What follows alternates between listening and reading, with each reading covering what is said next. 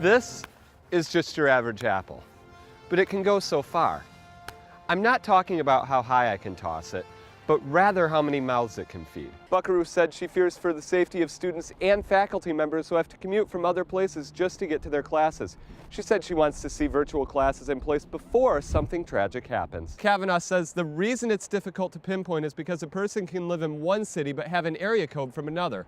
For example, I live here in East Lansing, area code 517, but my cell phone is area code 269 from Southwest Michigan. Now, this was the first ever case of chronic wasting disease in Michigan's free-ranging deer population.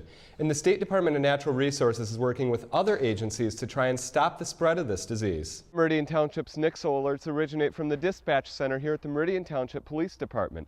Once the alerts are sent out, they head straight to your phone or email. But not all agree with the president's decision. Republican Senator Rick Jones says he's concerned with the constitutionality of this executive order. At a recent event in Detroit, the missing had a voice. It brings those who have lost loved ones together to exchange information, to give their DNA, so that in hopes that their loved ones would be found. And a chance for the mothers of Chelsea Bruck, Eric Franks, and Andrea Bowman to share their stories. Chelsea is my youngest of 5. She disappeared from a Halloween party in October. My son left Ohio October 25th, 2010, because he had gotten in touch with an old girlfriend on Facebook. He disappeared along with his car.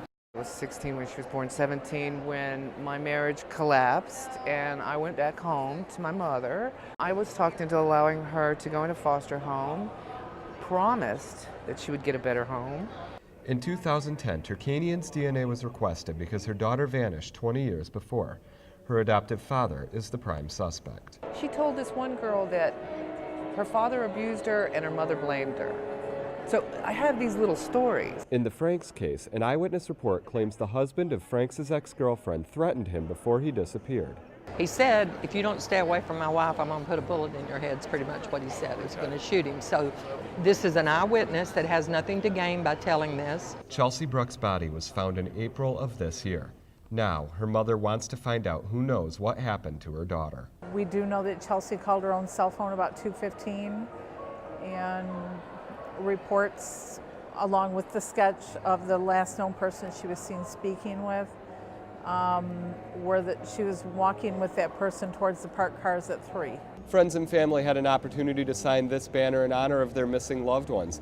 Bruck says the most important advice she has is to never give up hope. That person depends on you. Advice Officer White echoed. With modern day science, DNA, we're finding people all the time. Franks also recommends registering the missing person with the National Missing and Unidentified Persons System, or NamUs. I had his baby tooth and I had a thumbprint, so be sure you get it registered with NamUs. If you would like more information on the cases of Chelsea Bruck, Eric Franks, and Andrea Bowman, you can find that on our website, hometv.net. In Detroit, Aaron Jordan, Home TV. The white-tailed deer found in Meridian Township may have been the first found with CWD, but the DNR says it's likely not the only. All we've done so far is determine that the disease is present on the landscape. Our next step is to determine whether or not it's established on the landscape, so whether it's in multiple individual deer. Until those questions are answered, the DNR has issued an emergency order that creates a CWD management zone in 3 counties, including Ingham. A deer and elk feeding ban is now in effect, and all roadkill deer will be collected and tested for CWD. Salvage of roadkill deer is prohibited, and testing of deer caught during hunting season is mandatory.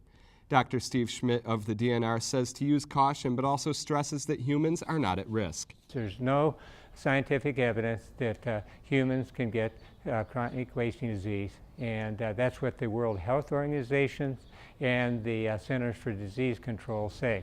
And Meridian Township is cooperating fully with the DNR.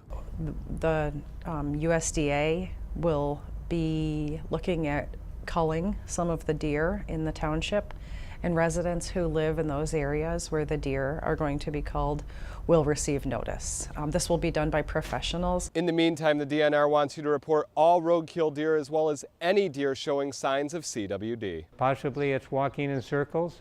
They tend to isolate from other animals. And if you're unsure, better to be safe than sorry. We'd rather have too many animals. Mandatory testing of deer will be in effect for 3 years. Amy Akers and her family met the Owen family when they first moved to Hazlet. We met them 3 years ago when we moved here to start our youth ministry at Trinity Church. Lived right next door. And although the Akers moved to a different neighborhood, the two families have remained close friends, which is why when the Owens were away for vacation, it was Amy who called Karen Owen and told her the devastating news. Their home was on fire. And she didn't even start crying. She just kind of gasped and said, you know, will you just stand there with me and tell me what's going on? She says it's one of the most difficult phone calls she's ever made. And just knowing those babies, knowing where their bedrooms were, especially the oldest little girl, watching her room really, really be on fire was just really sad. The home was declared a total loss. Akers says she told the Owen family to continue their vacation as planned and decided that she was going to try and make a difference. She set up a campaign on the site GoFundMe and says things took off from there. Soon, donations started pouring in. Everything from toys.